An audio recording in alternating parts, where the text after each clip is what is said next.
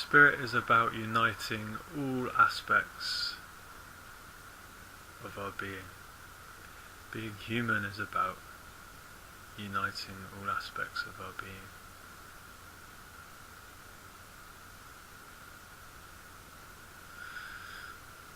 Because these aspects, the spiritual, the physical, the mental, the emotional, and everything else, all degrees of that, where are they being united? They are being united in ourself. We are uniting these different aspects of ourself. Where? In ourself. So all the fragments of ourself, we unite in the wholeness of ourself, and this is spirituality. This is the ubiquitous integration of mind, body and spirit. It's put on all the literature, all the flyers, but is it really happening? Are we integrating all of these? And where are they integrating to? What are they integrating in? Well, they are integrating in self. And as I've explained before, true self is spirit. So there are all these different aspects of our being, but they all flow from spirit. And so if we are integrating them, the only place we can integrate them is where they came from and where they are, which is spirit, the eternal, present, moment, now.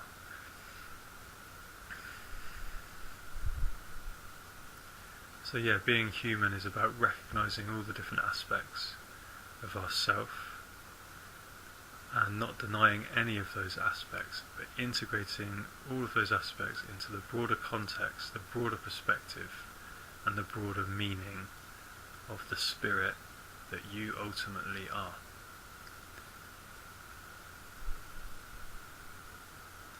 And so whilst we're integrating all these different aspects of ourselves,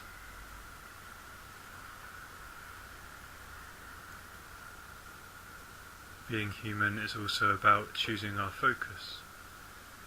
We, by our very nature, we are focus setters. What we bring attention to is our focus, and by the nature of being human, we bring our attention to things. So what are you bringing your attention to? What are you focusing on? Because what you focus on is the direction you set. Because you are consciousness setting its direction in order to inform itself of what it is, in order to know about itself. You are the one knowing. You are all being coming into form in order to know itself.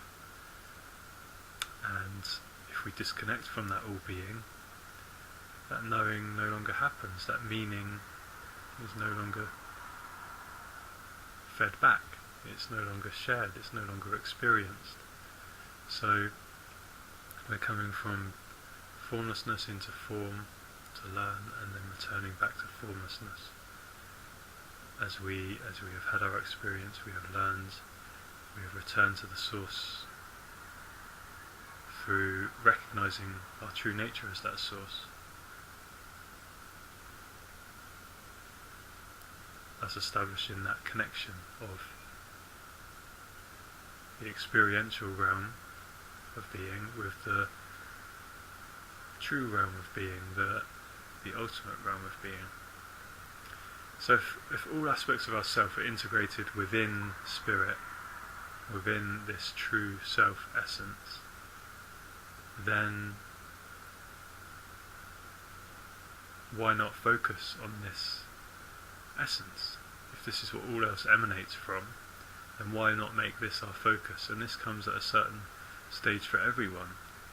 We through spiritual evolution, we come to the point where the only thing that makes sense is a focus on meaning, on love, on connection, on integration, on a bringing it all together in one, which is spirit.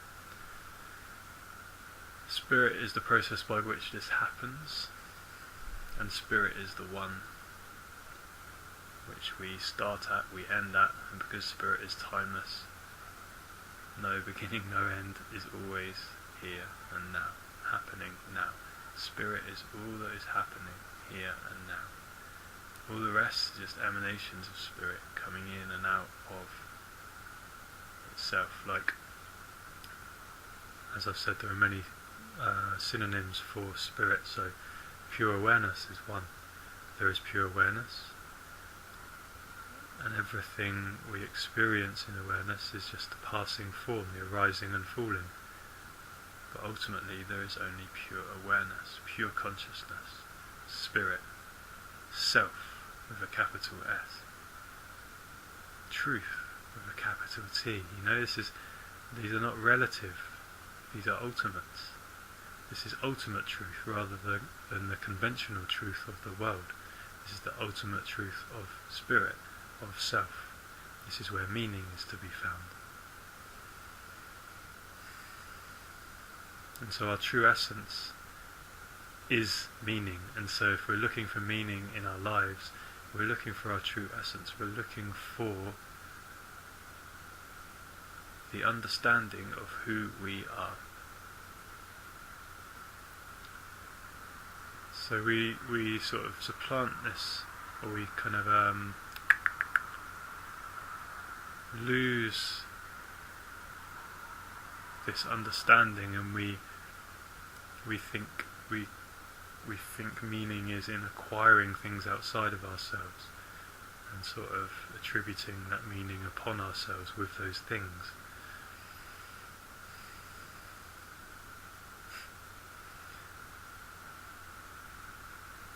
But meaning is not to be found in what we have. Meaning is to be found in what we are. So, who are you? What are you? Where are you? And what are you choosing to be? Because this is the crux. You are consciousness choosing what it wants to be. And that choice happens through layers of ourselves. You know, we make conscious decisions about what we want to be. But you know, the unconscious patterns ingrained within us through conscious experience that has been sort of filtered down into the deeper layers of our being, that determines our direction. I mean, we can have the conscious thought that we want to be rich, for example, in monetary terms, but subconsciously perhaps we can have like an underlying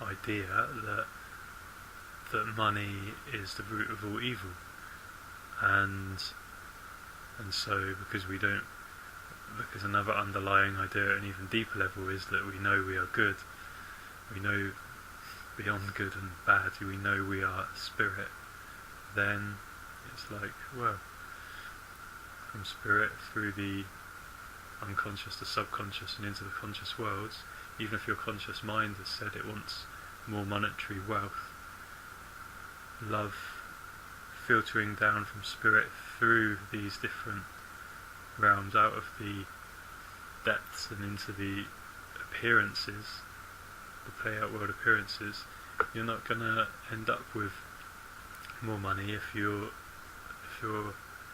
deeper underlying assumption is that it's not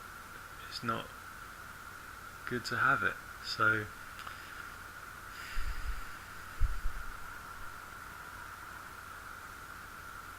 yeah, it all flows through from spirit, through the deeper essence of self, which is spirit, and which comes out of spirit, the bits that are so subtle that we can't quite consciously put our finger on, flows out through our conscious experience. But our conscious experience is where we decide what we want here and now, and it's like a loop. So whilst our conscious experience is informed by the deeper aspects of who we are, that we maybe can't recall mentally, our conscious experience also informs the deeper aspects of who we are. So it's like a loop. We're on this loop of consciousness, and if you want to change your experience, you have to see all this. You have to break it down in order to see the mechanism by which you operate and by which you call all of your experience into being. Because your state of mind, your consciousness in this moment, is what is creating your experience.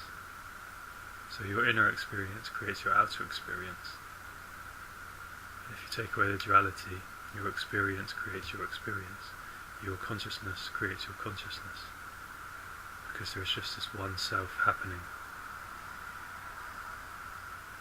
And you are this one self happening. And it can appear like there are many because we are each the interface. We are each our own interface of this consciousness happening. In the play-out world of time and space, of experience, where there appears to be separation, there appear to be separate experiences of oneness. There appear to be separate people. Well, there are separate people, but separate beings? Yeah, to an extent, in time and space we're separate. But ultimately, all of these beings are one being. It's one consciousness. We all share the same consciousness. This is the life that we are.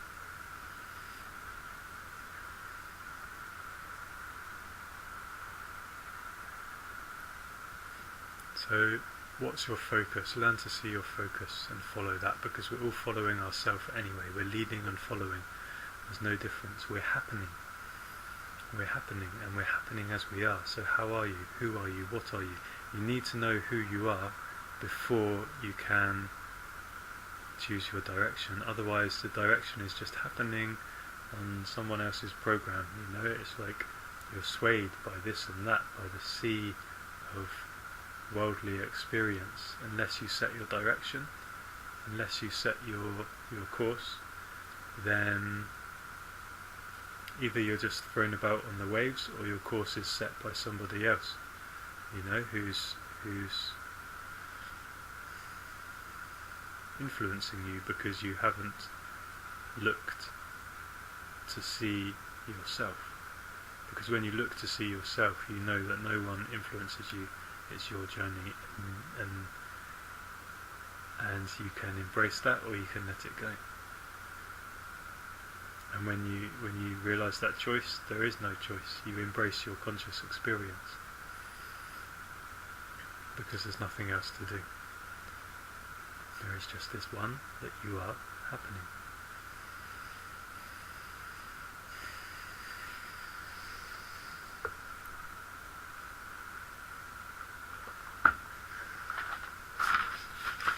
So this morning I wrote down a lot of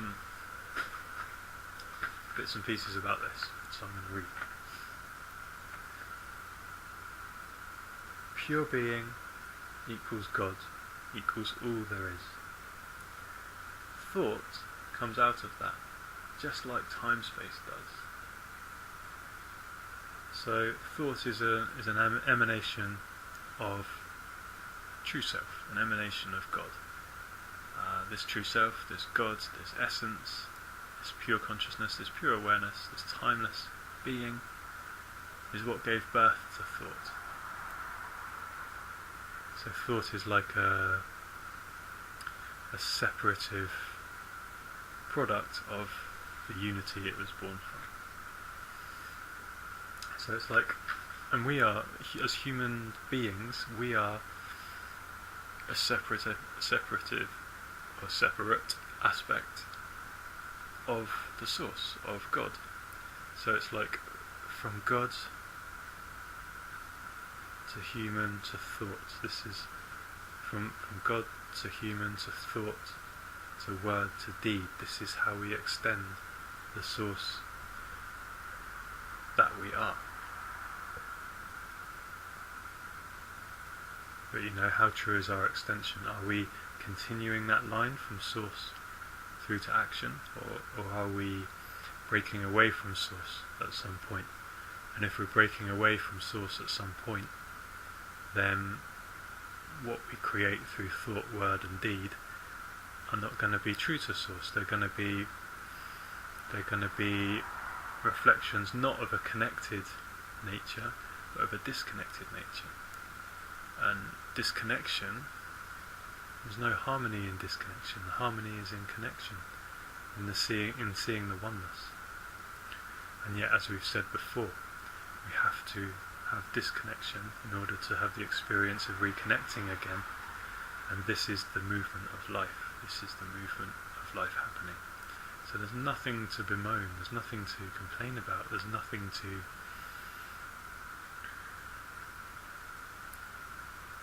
change.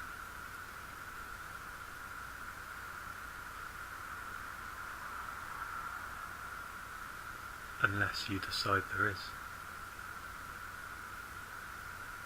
And that deciding often happens when we've had enough of the disconnection. We've seen that it's not working for us anymore, so we return to connection. Perhaps it happens the other way as well. Like we can have moments of connection, and then we feel like connection isn't working, so we disconnect. We go in and out of connection and disconnection. This is love's experience. In and out of the aspects of the duality. And this is the learning of the one that happens through the two, through the many, through the duality, through the multiplicity. Thought is a creation of God, but it pertains to time-space, is a creation of man as an extension of God in time-space. So this time-space world we live in, where there's variation in time and space, and therefore separation. Unlike the source that we all came from, where there's no variation, there's just oneness, there's just unity. So thought is a creation of God, but it pertains to time-space. It is a creation of man as an extension of God in time-space. For creating in time-space, because creating happens in time-space. Reflecting in time-space and creating some more. So thought is for creating in time-space, reflecting in time-space and creating some more. So thought is a tool for being in time-space, for being in separation. For being, essence, capital B, for being in separation. You cannot reach God through thought. This is important. You cannot reach God through thought. Not entirely without letting thought go at the final stages. Because thought is a tool for understanding this time-space world. It's not a tool for understanding God. Not in God's entirety anyway. Just like words. Words are a tool for understanding this time-space reality of separation. But when it comes to ultimate, to the essence, to the source, it's beyond words and thought. So you cannot reach God through thought. Not entirely anyway. Not without letting thought go at the final stages. And this is the problem with all super intelligent people in the world. It's because they can't let go. What have I written here? The problem with all super intelligent people is they can't let thought go. Thought is their modus operandi, the way they operate. That is their truth. So if you separate yourself from God, thoughts and words are all you have, and so that's the only truth you know.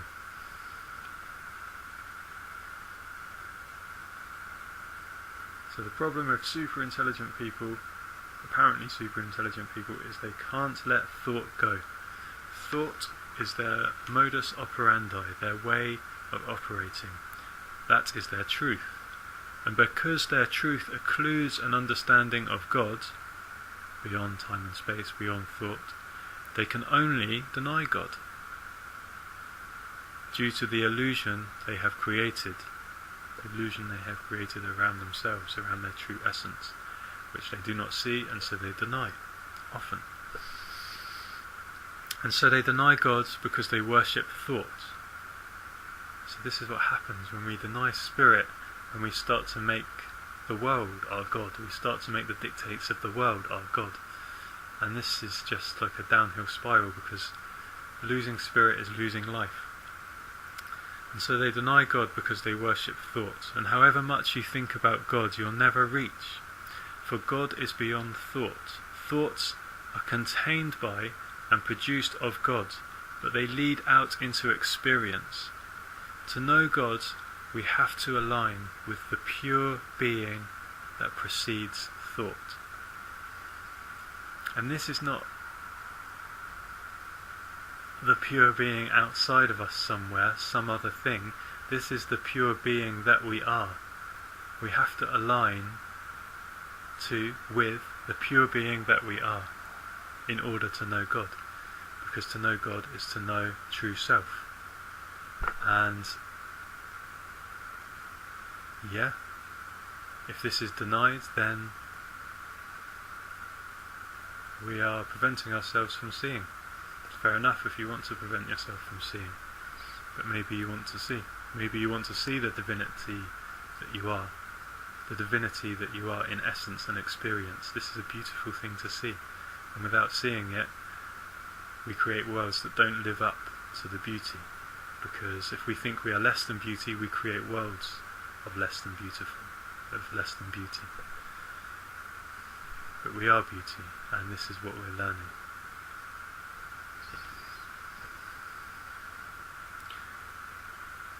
So for God is beyond thoughts. Thoughts are contained by and produced of God, but they lead out into experience. To know God, we have to align with the pure being that precedes thought. And maybe some thoughts take us back into spirit, back into God, back into true self. But ultimately, it becomes less about thinking and more about aligning with the being. So thought can lead us to a certain point. Thought is an amazing tool, it's an amazing capacity, of course it is. No one's denying that. But it has its limits. It is essentially a mechanism for understanding this world of body-mind related survival, It's a mechanism for negotiating time and space. So we can use thought to get closer to God, but ultimately in getting closer, the hold of thought starts to lose its footing, because thought can only go so far, and you start merging more into this other frequency, which is a frequency of wholeness and a frequency of spirit. But thoughts can take you in that direction, like dwelling on the positive aspects of that being, pure light, pure love, pure consciousness. We can have a thought construct of what that is, and that thoughts are like chariots that can take us to places, We can get closer to that being through thought. But to actually merge with that being, we have to unite with that being on its own terms, which are the terms of spirit, of being, of direct felt experience beyond the duality of thought. So this is a state of mind, a state of being, a state of seeing what is, without needing to label and box up into a thought, just being with what is, being with consciousness, being with awareness. That is what unites us with God, because that is being with God. It's the same, and this is what I'm saying. To be something, you have to be it. There's no way around it. Like these how-to books, how to do this, how to do that. I read the cover and I think well, how to build a bookcase. You don't need to know how to build a bookcase. You just build a bookcase. There's, the how-to bit. It's almost like it stops you from getting there. How to unite with God. Step 1, 2, 3, 4, 5, 6, 7, 8, 9, 10. You lose yourself in the steps. You lose yourself in thoughts about the steps.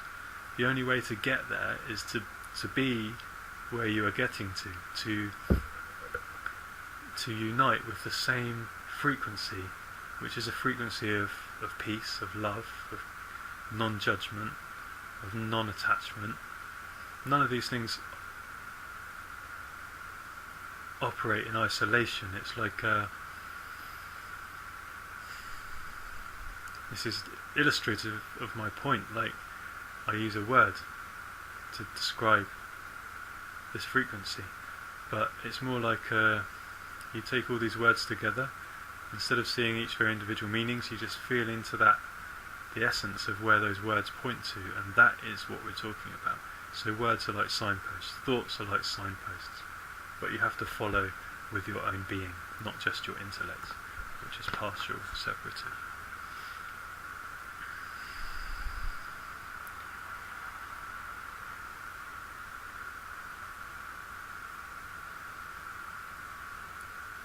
So like I said in another video, if our mind is in terms of time and space, we lead our experience into time and space. If our mind is in terms of pure being, we lead our experience into pure being. You know, we are consciousness determining its direction through the way we choose to see, or the way we see.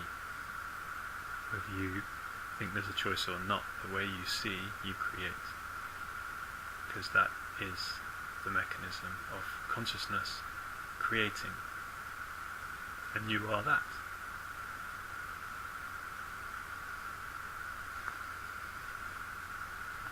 So from, like I said, thought comes out of being and can lead to being, but it never quite matches being. Being is more elevated than thought. Thought was born of being. And from being, just as thought is born of being, being can take on different forms. Thought forms, human forms, animal forms, plant forms,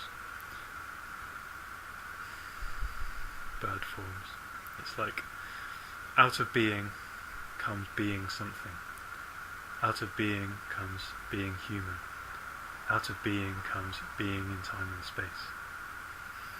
And the best that these expressions of being can do is to have their experience and come back to being what they are, which is what happens anyway. So you don't need to believe what I'm saying, but hopefully it provides a context for understanding the process, because the process can seem meaningless without the context. But you have the process, it's being had anyway, you're having the process anyway. There's nothing you need to worry about. You'll return to true being so long as you don't sever yourself from it completely, you know?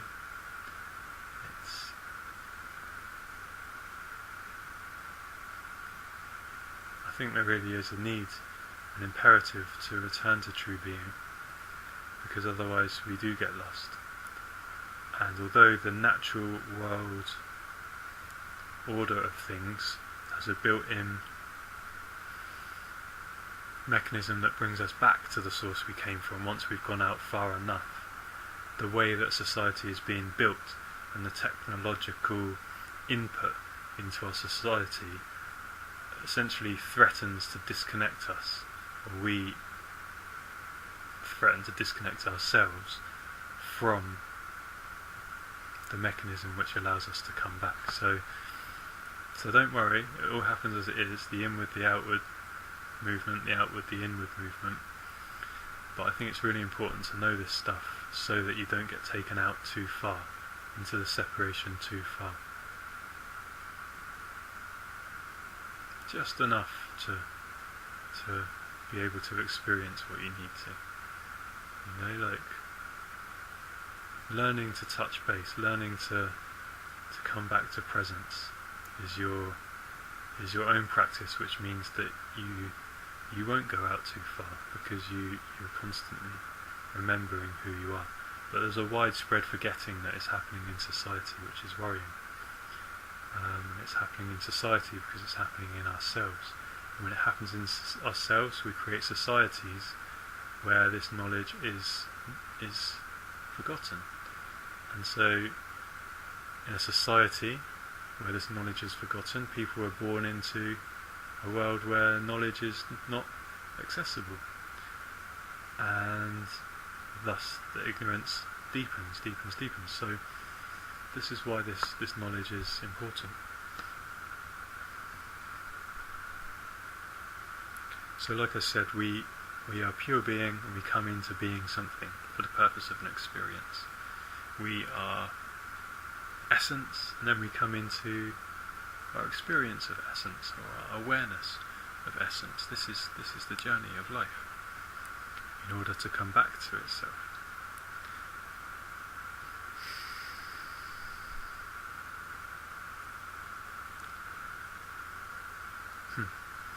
And I've written here, you can think and be. You can think and be. I think what I mean is you can't think and be. You can't do the same. You can't do them at the same time. You know, it's like in the state of being, you just are. In the state of thinking, you are something, or you are doing something. So being just is. Thought is in the process of becoming, because thought is leading us somewhere. You know, thought is on the spectrum of time and space, from past, bypassing present to future. You know, it's like thought is to understand past and future. Now needs no. Now just happens. Thought is a processing capacity, and yeah, we use thought in what appears to be the now, but it's just like something happens, we interpret it. It can seem almost instant, but actually now is before even that. Now is what allows that thought process to happen. Thought operates as a matrix on time-space, which is a matrix of time-space, which is the covering of pure being, which is the learning of pure being, which emanates from it. So you can only think and appear to be, for thinking is separative for the purpose of understanding in the separative time-space matrix. Thinking is separative for the purpose of understanding in the separative time-space matrix. Being, on the other hand, just being without thought, is not of the separative time-space matrix. It is of the unity that you are.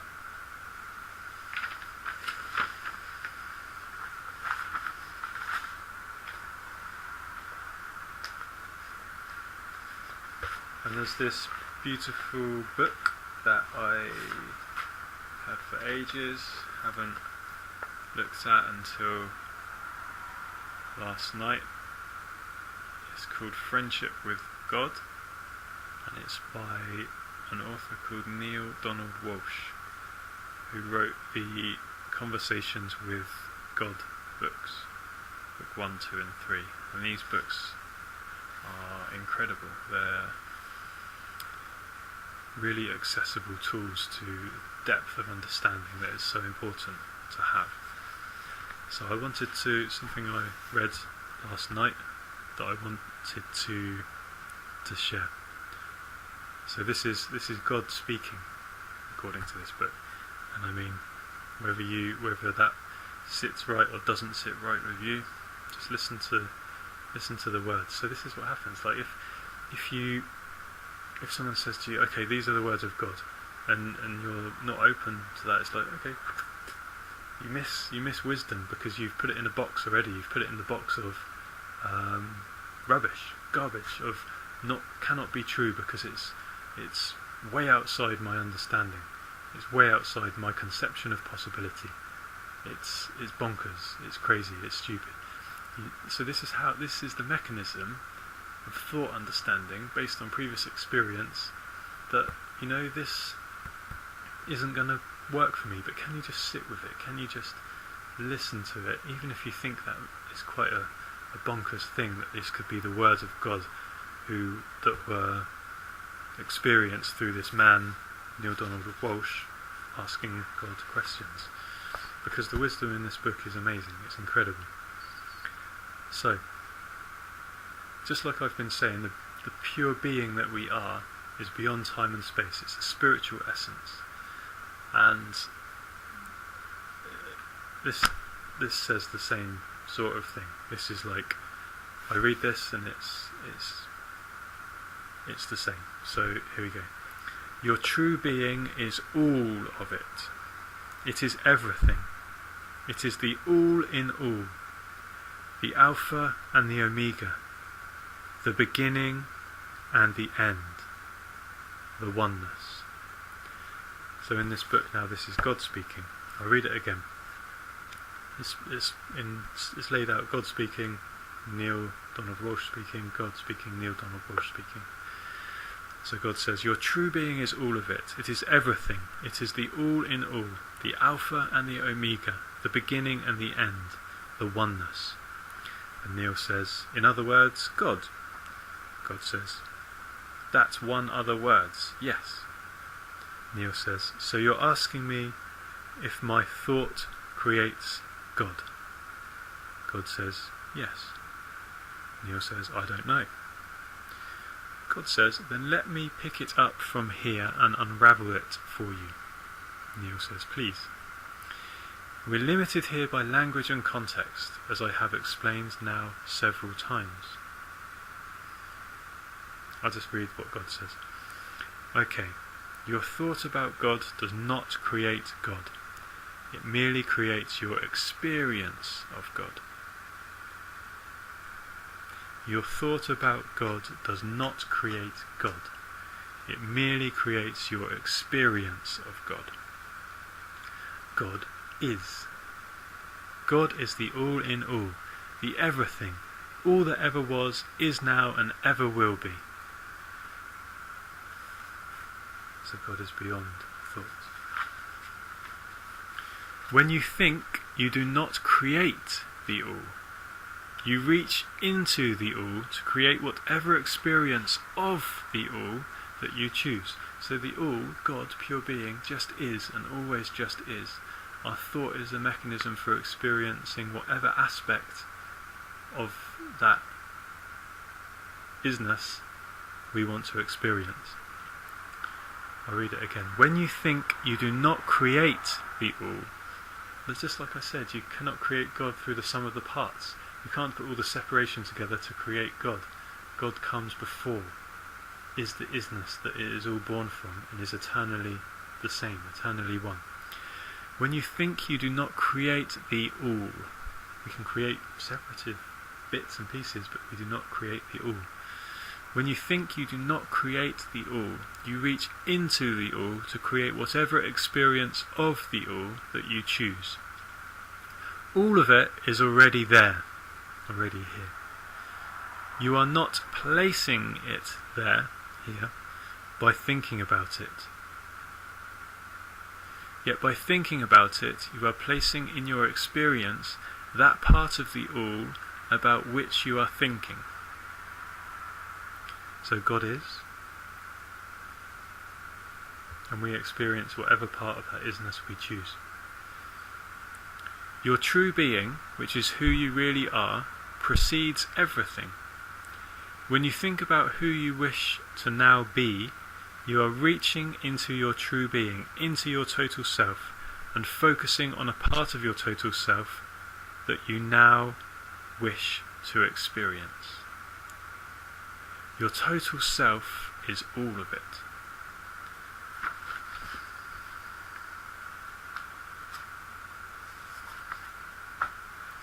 So this is what I've been saying. Your experience of the total self is the dream of the total self that you choose to be having. But this total self, this wholeness, this unity, this oneness, remains wholeness, unity, oneness, regardless of your dream. But there's a beauty in the dreaming. If your dream is aligned to the principles of the dreamer, which means if you align yourself to God, which means if you align yourself to the deeper aspect of yourself, then it's going to be a lot better. A lot better. It's going to be a lot more enjoyable than if you don't align. So align with life or don't align with life. This is our choice, and life is all there is. So why would you align with anything else? Life is what you are. So why would you align with anything else?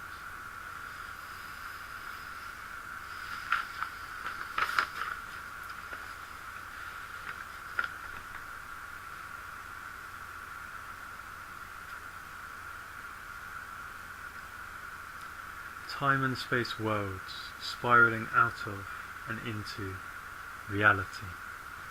Capital R. Time and space worlds spiralling out of and into reality. Formlessness through form and back to formlessness. Truth through appearances and back to truth. Self to apparent self and back to self. So self, big S, to apparent self, little s, and back to self, big S. Do what you want. It's all about going your own way, aligning with what works. Aligning with what works for you. Do what you want. This is what's happening anyway. We are all doing what we want, and there's no other way for it to be. Because desire is the extension of the will of the Creator to know what it is. Speak for yourself. You only ever do anyway. Do as you do. So on one hand there's this imperative to align with life. On the other hand, this stuff I just read is not from that book. This is stuff I wrote earlier. There's this imperative to align with life, but on the other hand, do what you do. It's happening anyway. It all is as it is, and the isness never changes. God is always God, regardless of what you do. But as a spiritual essence, as a soul on the earth, it would be doing you a lot more benefit to align with that which you are. If you want to go beyond suffering, suffering is caused by not aligning with who you are.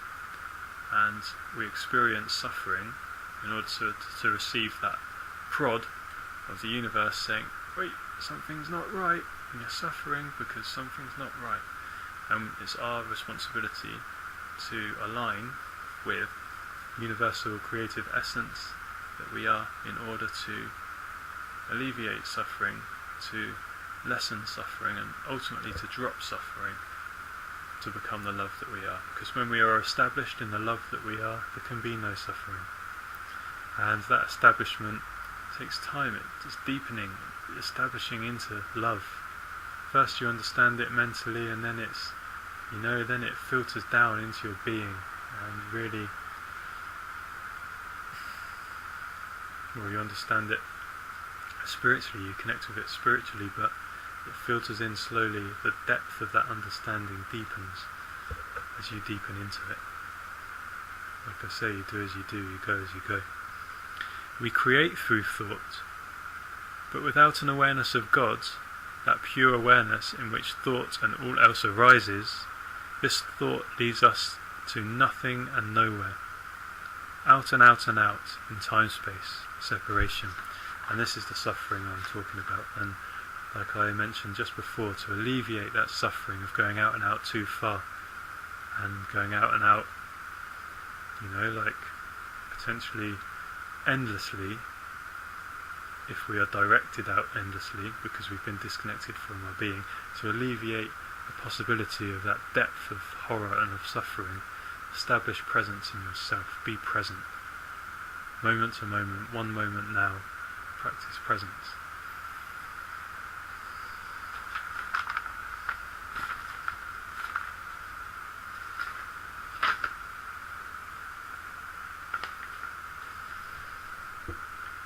Awareness is always on. So God is always God. God always is. Awareness is always on.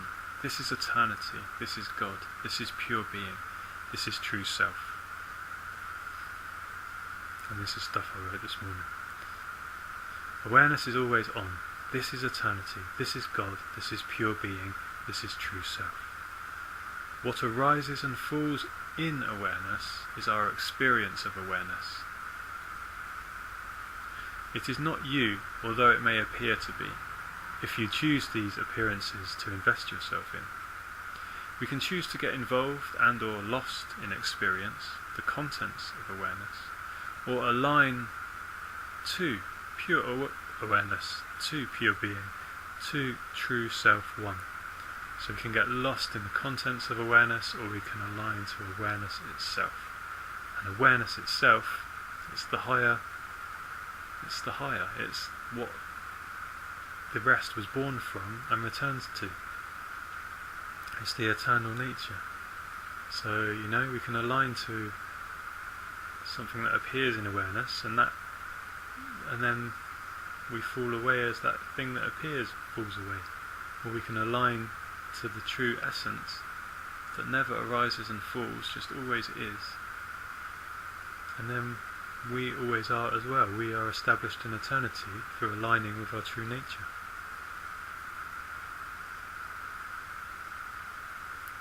So we can align to pure being, true self one, that which from all else emanates. And we can be this one witnessing, like aligning to pure being, to true self. We are this one witnessing. This is the watching consciousness, the pure seeing, without boundaries, borders and labels. What is as what is. And it's all happening now, being now. Things, thoughts, feelings, sensations may appear to arise and fall away, but the watcher remains. Omnipresent, omnipotent God, pure awareness, true self, timeless, eternal one. You are awareness. You are not the things arising and falling. Not primarily, anyway. You are awareness. You are not the things arising and falling, although you may appear to be. You could appear to be. So know that you are choosing. If you want to appear to be these things arising and falling, then you can choose that. You have the choice. But the choice exists within the context of God, and God is being. What do you choose? Do you choose that, or do you choose something lesser than that? Do you choose an aspect of creation, or do you choose the creative consciousness that can create any aspect of creation?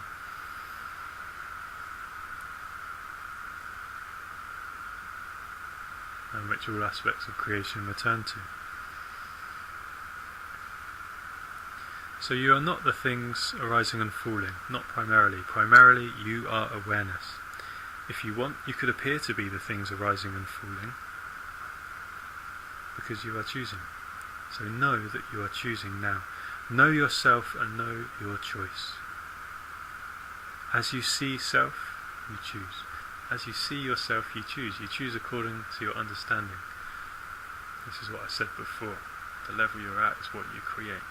So this is why we learn deeper and deeper and deeper who we are, so we can create in line with what we want to create, which is what is aligned with who we really are, which is true source love.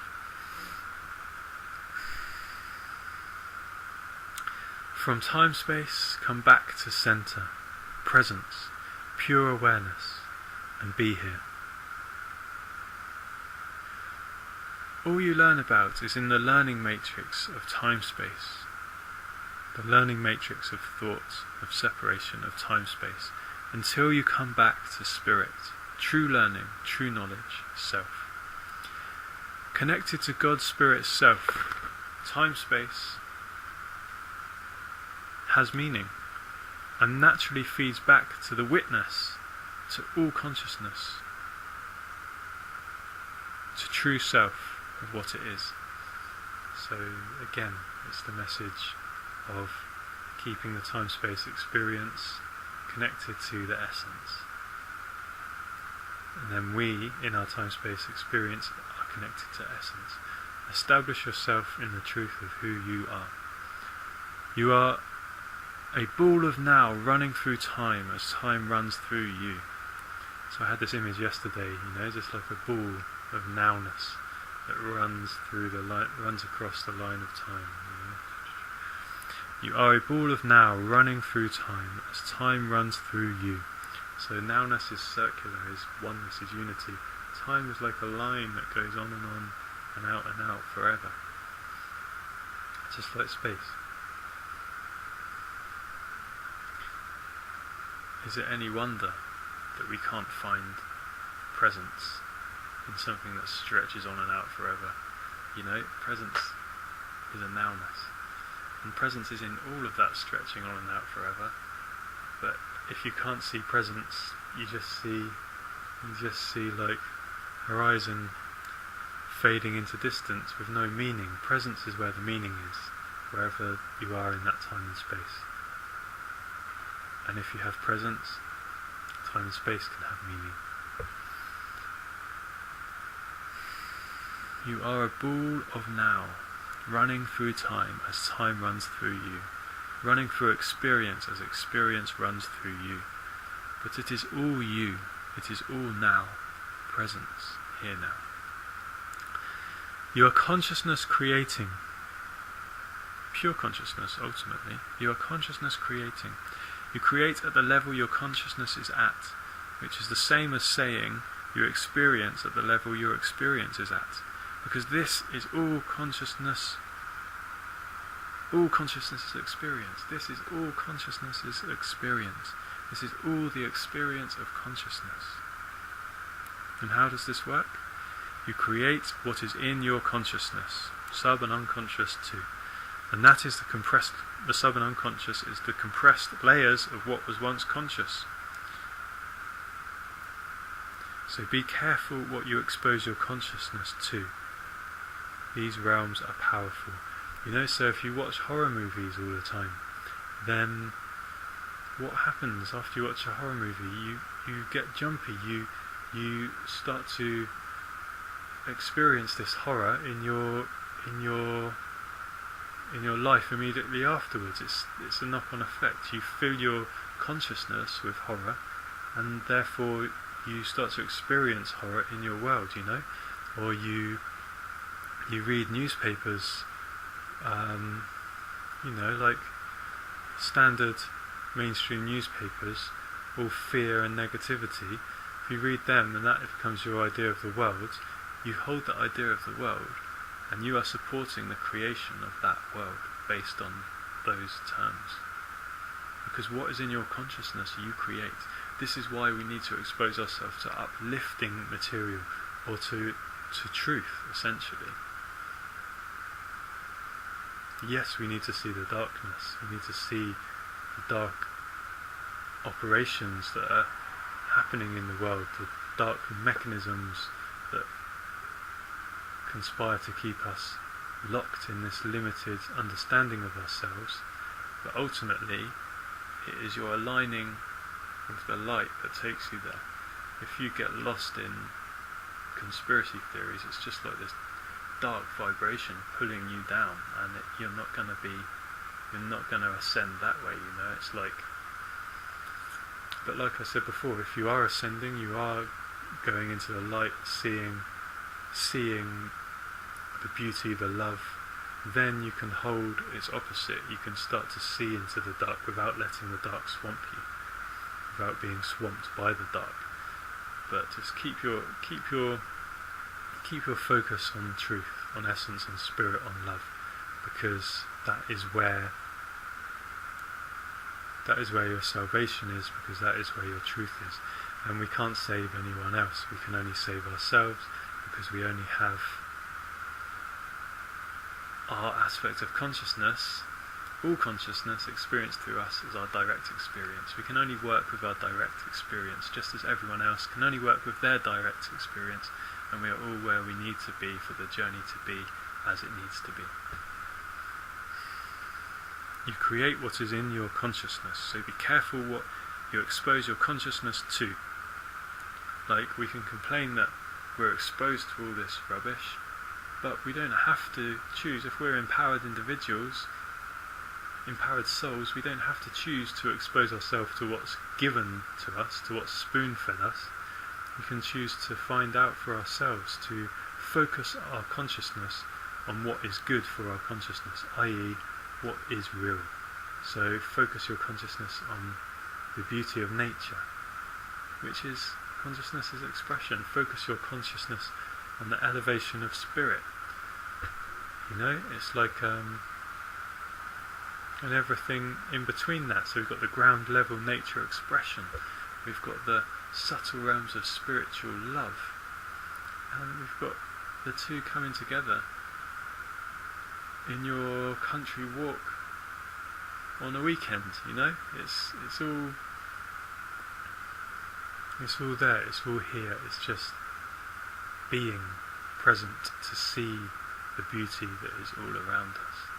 Even within a city, you know, there are trees. You can notice these trees. You can give attention to one aspect of nature, and as you give attention to this one aspect of nature, it opens up into the whole of nature. You know, it's the microcosm to the macrocosm, because nature hasn't lost itself. Nature, the nature of the birds, the trees, the animals, it's all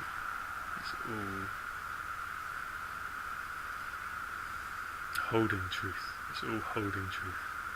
Humans, we've kind of got the capacity to see and ascend, but that's also a capacity to lose our way as well.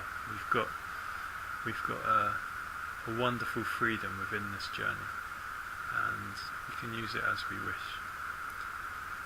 But, like I say, aligning to anything less than life leads to suffering, and there's no way that law will change. What is in your consciousness you bring forth. This is the process. Remember, your experience is not something that just happens to you. You are the mover and shaper. Oneness is all possibility you are afforded. Oneness is the all possibility you are afforded. And your experience is your use, your application of this. Align with what you want in life. And you only want love, true love, which is who you are. So even those people who may seem to want less than this, they may seem to want to cause pain to others, well, ultimately everyone is searching for love. Even if they're searching for it in distorted ways, everyone is searching for the love that they are, because this is all we need to feel meaning. We need love to feel love, and we are love. We need ourselves. We need to know who we are.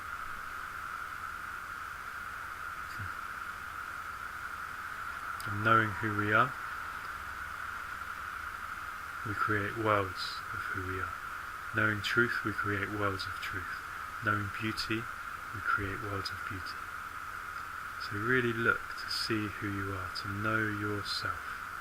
To know yourself beyond what you've been told, beyond what you've been shaped by. Know yourself beyond what has been layered on top of yourself. Know your essence beyond substance. Know your center beyond edges. Know yourself beyond the images of yourself. Know reality beyond the images of reality. Know truth beyond the different groups claiming to give you truth. Know yourself. Just know yourself. And